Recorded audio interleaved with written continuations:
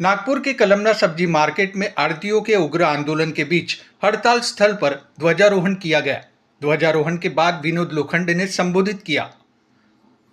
आंदोलन कर रहे आड़तियों की प्रमुख मांग है कि किराए की दुकानों की व्यवस्था को तत्काल बंद किया जाए और पूरे कलमना सब्जी मार्केट को एक ही स्थान पर व्यवस्थित रूप से विकसित किया जाए।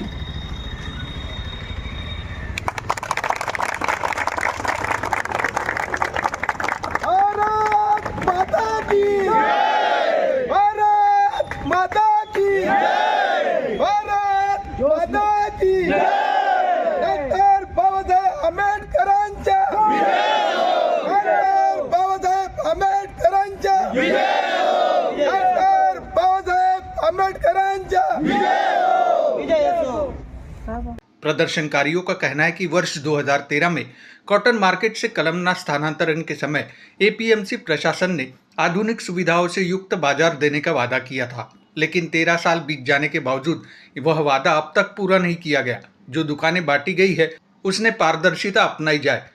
जय किसान व्यापारी वेलफेयर एसोसिएशन के सदस्य विनोद लोखंडे ने प्रशासन को साफ चेतावनी देते हुए कहा कि संगठन की ओर से सभी संबंधित विभागों को पत्र सौंप दिए गए हैं। बाबासाहेबांनी आपल्याला संविधानामध्ये एवढा मोठा एक अधिकार दिलेला आहे की समोर राजा बसून आहेत, ते आपली गोष्ट ऐकून नाही राहिले, पण संविधानानुसार आज आपण त्यांच्या बिलकुल समोर समोर बसून यानी धरण्यावर बसून यानी आज आपण आंदोलन करून राहिलो। मित्रांनो, आता आपण इथे आंदोलनावर बसून यानी अचानक 8 दिवस झालेले आहे, आपल्याला काही रिलीफ नाही देऊन राहिले। पहिल्या दिवशी प्रशासकीय भवनचे सचिव साहेब मान्य चंदेलजी दिनेशजी चंदेल हे आले आणि आपण या गोष्टीच्या आंदोलनासाठी जे आपलीवाली ज्या मागण्या आहेत, आपल्या मागण्या एकच आहे की तुम्ही जे वाटप केलेलं आहे त्या वाटपमध्ये आम्हाला पारदर्शिता हवी होती।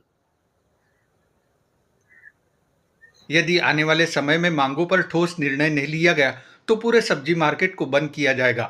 उन्होंने कहा कि पहले दिन चंदेल साहब ने आश्वासन दिया था, लेकिन 7 दिन बीतने के बाद भी कोई समाधान सामने नहीं आया। नागपुर से रीता खरेतिया की रिपोर्ट।